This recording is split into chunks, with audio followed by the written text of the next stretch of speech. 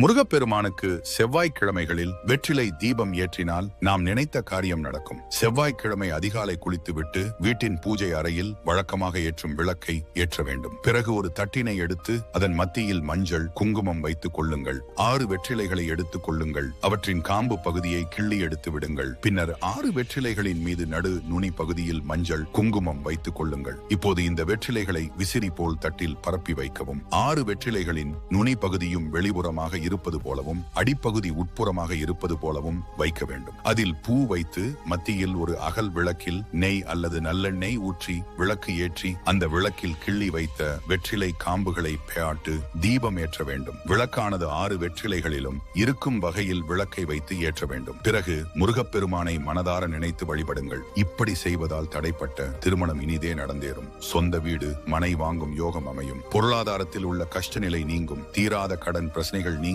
நல்லதொரு வழி பிறக்கும். செல்வச் செழிப்பு பெற்று மகிழ்ச்சியான வாழ்க்கை அமையும்.